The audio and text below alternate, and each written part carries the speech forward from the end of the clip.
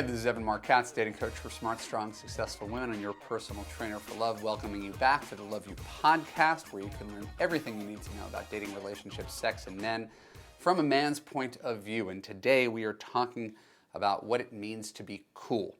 It seems like a strange topic, but I like strange topics. I kind of like going down the rabbit hole and exploring things that I don't think have been explored in depth that well. And can't be explored in the space of a 1,000-word blog post. Before we get into it, I just want to remind you that I'm currently, for a limited time only, offering a free trial in my Love You coaching program. It is 2 weeks of free content about why you should bother in dating, getting your confidence back, leaving the past in the past, about a half-hour video a week for 2 straight weeks for you, and I trust it'll change the trajectory of your entire existence. www.evanmarquetz.com/free-trial. Check it out. Of course, when you don't know where to begin a podcast, you go with the definition. So here's the definition of cool. Fashionably attractive or impressive, at a fairly low temperature, calmness and composure. So the word itself, right, again, is awkward to call something cool. It almost seems very high school, like the word popular or something. But the reason I'm exploring this is because I'm in the business of giving dating and relationship advice. And whether or not most adults commonly use the word cool or not, there's something to the idea of being cool, right? Whether we acknowledge it or not. Like we gravitate towards things. We're like, oh, I like that guy, or I think she's cool, and there's a gravitational pull to something that we deem cool. And so I'm not positive if it's the same for men or women, but to me it's just something that we're going to explore together. I would certainly love to hear your comments on the page below. But to me the greatest takeaway is that by the time we're done here today, you will have an interesting look at what would seem to be a benign and anachronistic concept, which is surprisingly relevant to your day-to-day life, right? Just the idea of being cool and what you project to others and how other people see you. So let's start at the beginning. Right? What is cool in junior high school? High school, it's. I think a lot of our identities are formed back then. The first time I talked to my clients, I always interviewed them about what they were like in high school. And I think sometimes our identities almost get fixed then. Yes, they're prone to change, but sometimes how you see yourself is fixed then. I talked to a woman yesterday who, was considered sort of the queen of the dorks in high school. And she was in drama club and all these sort of things. And she wasn't popular. She wished she was more popular, but she did very well in her own little social circle of what she called weirdos. And I've got no doubt she carries that with her wherever she goes. So I can identify with her in a way. I wasn't the king of anything in high school. But as a guy who wasn't considered cool, I think it almost gives you an outsider's view on what is cool. What I figured out, to my chagrin, was what made people cool back in high school was that they didn't care. It's interesting. They just didn't care. They were the ones who didn't study for tests. They were the ones who effortlessly floated through the halls with a smile on their faces. They were the ones who did the bullying but were rarely bullied. They were the ones who cut classes, smoked in the parking lot, and threw parties at their parents' houses when they were away. In short, cool kids didn't think much about anything except for the short-term consequences and pleasure. I was not cool. And when you're in school, caring is not cool. Being intense is not cool. Now, sometimes you're given a label. I know I couldn't bust out of my label in high school. But when I went elsewhere, and I think some other people who didn't identify as cool could vouch for me on this. When I was in other places, I would go on vacation with my family, or when I went to college, none of that baggage came with me. Right? So to some degree, cool is also a matter of context and self-definition. Right? Just because you're perceived by one crowd in one place, you can completely reinvent yourself when you go to another place. But there's one truth that I think we could establish. Being cool is correlated with being attractive and composed. Right? I always think of Obama. I'm an Obama guy. But being like attractive and composed is cool. We'll just throw out examples of things that are not considered cool, and there's really no reason they shouldn't be, right? Because there's nothing inherently wrong with it. But it's tied to the concept of publicly caring or being needy or looking bad because you care.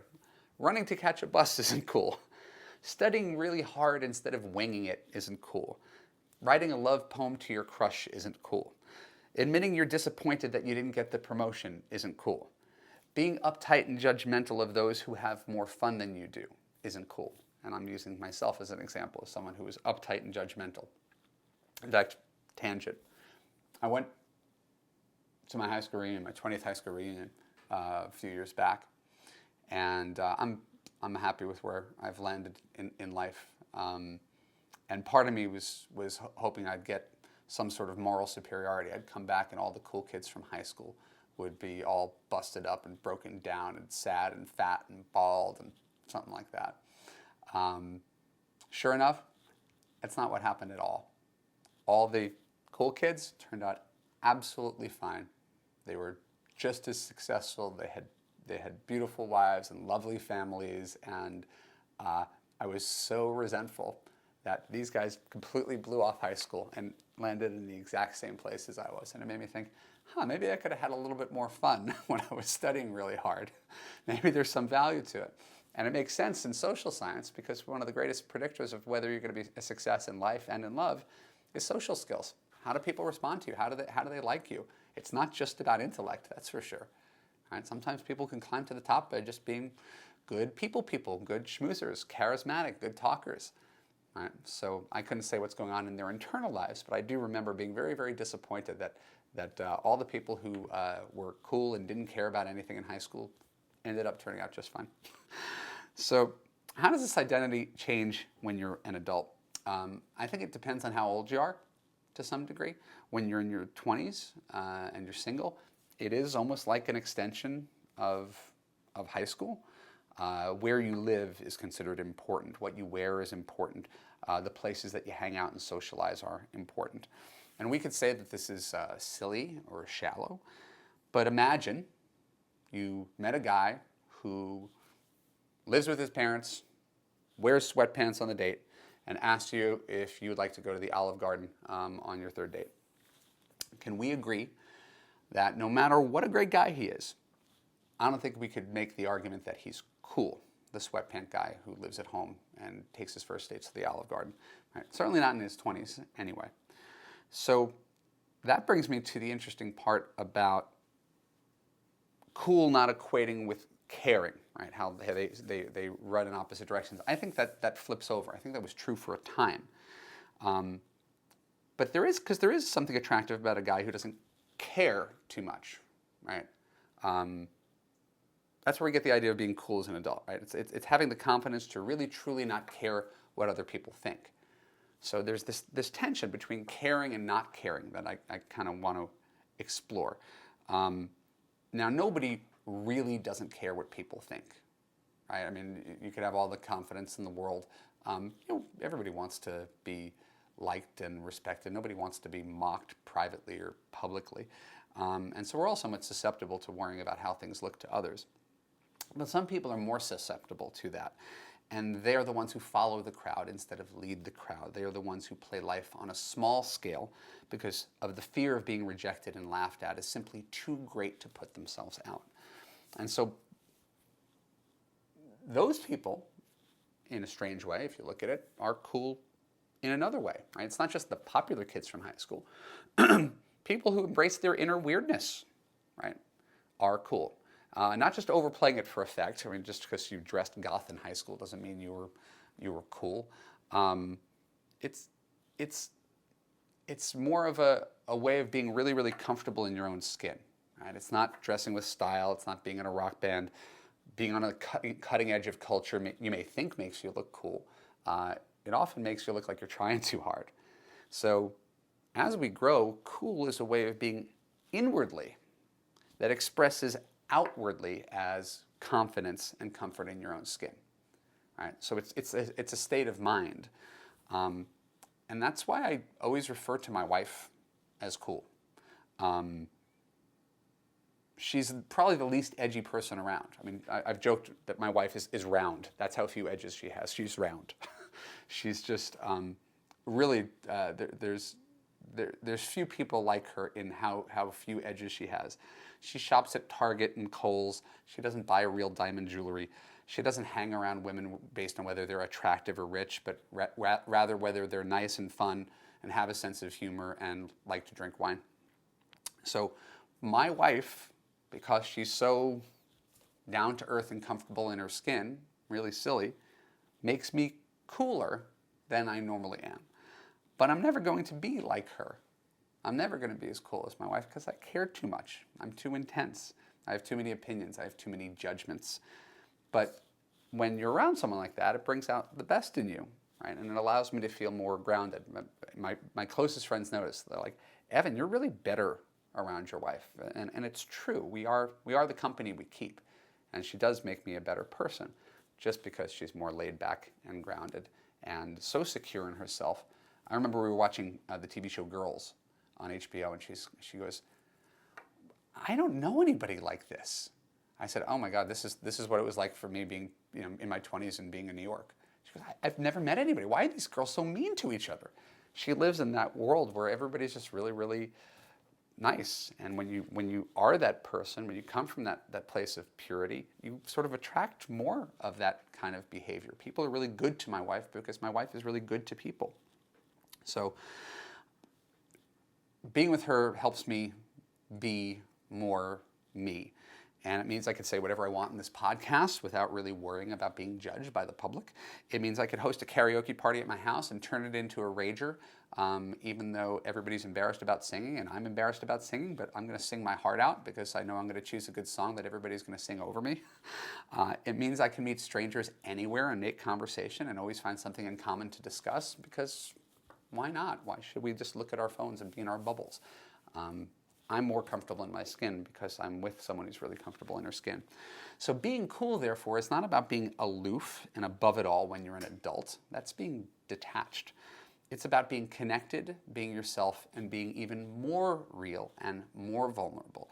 I think that's something that people redefine cool as they get older. Certainly on the far side of 40, anybody who's trying to act cool is not really cool. So in the second half of this podcast, I'm going to talk more about the differences between men and women when it comes to being cool. And yes, believe it or not, there are differences that you're going to want to hear about. My name is Marc. This is the Love You Podcast. We will be right back.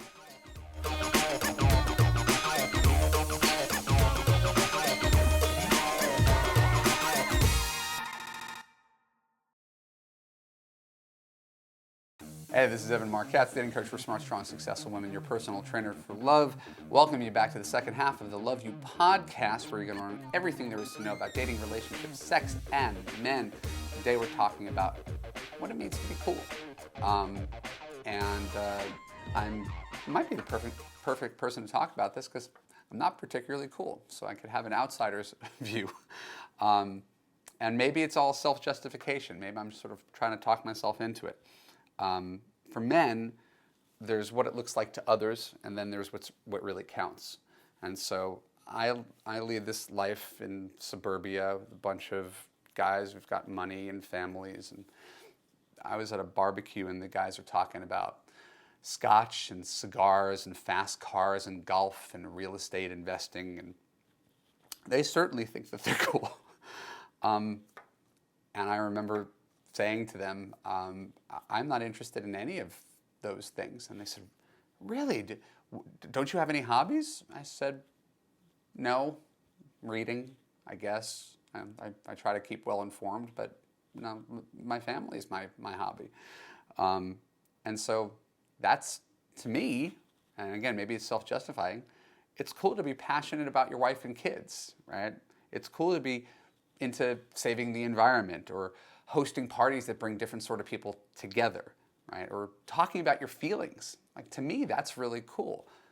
Scotch and golf and cigars and all these signatories, these ideas that the external thing that validates that you've been successful in life, having a $20,000 watch, I don't see how that makes anybody cool. It just makes one rich, but it doesn't even make you interesting because it's not coming from within. It's all possessions. I think there's a difference between men and women. I don't think that other men necessarily think I'm cool because of those things, but I don't care. Women have there's a different spin because I think more women respond to men like the guys I was describing. There was a study, I posted it on my blog once upon a time, that said women on dates actually prefer aloof and indifferent men, right? Sort of the more mysterious, the better. What they definitely don't like is the guy who's too enthusiastic, the guy who's the puppy dog. Oh my God, you're so gorgeous, you're so great. Like that'll drive him away, like there's no tomorrow. So if she's a little unsure about where he stands on her, right? And that's why guys, can theoretically play games. If he doesn't text for a few days, it makes her feel a little anxious and needy and want him more. Oh my God, thank God he texted. So if one were to play games, being aloof is a great way to do it.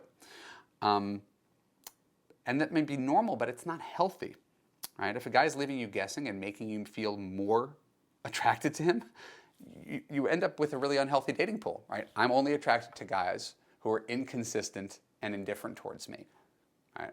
And every guy who's really consistent and kind and into me, it's too easy and boring and I dismiss him. So you have this dating pool that consists of guys who aren't really good partners for you. So I think women, you might have to retrain yourself to see evolved masculinity, right? When a guy isn't simply caught up in himself and his business and his cars and his toys, and actually start to see it as cool when a guy wants to listen to your story and wants to talk about a future and wants to put his cards out on the table. Like that is cool because he's in touch. And that's hard, right? Because it doesn't always come naturally. We're probably fighting some sort of biology. And we're societally conditioned to expect that being cool means not caring. And societally isn't even right. It's beyond that. It's biological. My daughter had a friend in class who she called her best friend, who was essentially like hot and cold, treated her like, he was the boyfriend and she was the aloof boyfriend, and would say to my daughter, "You can't play with me if you play with her." And this is happening at age 4. The mean girl syndrome already started, and my daughter valued this girl more than other girls. Why? Because she was inconsistent to her. That wasn't something that was taught. My daughter actually valued the person who was less nice to her than the girl who was nice to her. That's interesting. Again, that's anecdote. It's not data. It's not science. But it's interesting at how young that sort of starts. We value the people who are the most indifferent towards us. So we have to rewire ourselves. We have to retrain ourselves. Of course, you're going to look at a guy who's tall, dark, handsome, smart, funny, rich, and think, oh, well, that guy is cool. But being cool ultimately arrives at one unique point, right? And I alluded to it, hinted at it in the first half of the podcast. It's the intersection and the dynamic between caring and not caring. Cool people, really cool people, don't care what others think, right? That's hot when someone is like, I don't give a shit, right? Instead of, oh my God, I'm so caught up in what everybody thinks about me and I'm going to bend myself to please other people. Right? There's something cool about someone who's iconoclastic enough and strong enough to say, I don't care what other people think. But they do care about relationships in the world around them. Right? Someone who didn't vote, for example, that's not cool. I don't care. To me, that's sort of the opposite of cool. And so we're redefining cool for adults dating. Right? Again, the intersection between caring and not caring. In my book, and again, might just be my self-justifying book, cool people act dorky, right? They play board games, and they geek out on Game of Thrones, and they go to state fairs, and they eat fried Oreos, and they sleep in on Sunday, and they make up silly games with their kids, and they dress up as adults for Halloween, right? To me, that's pretty darn cool. And again, that's kind of my life. And I think women are rewarded for this behavior more than men are. It's tough in a strange way to be a man. I've done a podcast about that. men do better attracting women when they're narcissistic assholes. Women who are narcissistic assholes rarely attract men. Interesting conundrum on observation. So men, by the contrary, don't go for women who work 80 hours a week and are all about themselves. And that selfishness really doesn't go anywhere with men. It's not attractive at all. Men think you're cool for one reason and one reason only. It's because you're comfortable in your own skin. Right? And so we could conflate all these terms, confidence, self-esteem, but I'm thinking of the term comfortable in your own skin, which means being less judgmental, less intense, less critical of the world around you, and willing to embrace your playful side. I could think of a handful of women in my entire life who were that way. And I think of the effect that they had on men. Everybody loved them. And you listening may not be that person, but you know of a handful of people who are that way, where literally every guy who meets them ends up having a crush on them. And all of those guys think they have a shot at her because that's how warm and silly and kind these women are to everyone around them without a second thought. There was someone that I was in college with who was that way, who's still my friend many years later. There is, I remember someone I worked with when I first moved to Los Angeles who is that way, and I know my wife is that way, where there's no pretense, there's no worry about how it looks to others, there's no anxiety or concern. It's like floating through the universe. So when someone doesn't have to try hard to impress a guy, right? Trying to be impressive is never impressive. It's not really impressive when a guy talks about his money and his cars, right? It may be cool to know that he has money and cars, but it's not impressive when someone tries to impress. And it's similar with women. You should never have to try to impress a guy. You should never judge a guy or cut down a guy, right? It's your warmth and your accepting ways that bring out the best in the opposite sex. And that's sort of the amazing thing when I'm trying to, meander through this topic of being cool. When you could actually be cool enough to just let guys be guys and sit back and observe them in their natural habitat without trying to micromanage them or judge them or figure out if he's your husband or not, where you could just be present and be playful and be inquisitive, and not because you're dating to figure out the future, but just because it's a new person and you're around him. That is really cool. And when you carry yourself with that positive yes energy, it brings out a better side. And it says the guy who's got a wife who's cooler than he is, it really brings out a better, more relaxed side of your guy and makes him let down his guard too. So, if we're going to sum this whole thing up in a line, I think saying yes is cool, but it's also kind of hot as well. So with that, my name is Marc Katz. This is the Love You Podcast. Thank you, as always, for joining me. Next week, I'm talking with Orna Walters of Creating Love on Purpose. She's one of the most happily married relationship coaches that I know, and we're going to learn how to heal your past and make intentionally smart choices in love. If you enjoyed this podcast, make sure you hit the subscribe button. Look beneath the video for links to me on Facebook and Twitter. And most importantly, go to www.evanmarckatz.com/free-trial to get 2 free weeks in Love You, where you're going to learn the confidence that you need to get the guy that you deserve.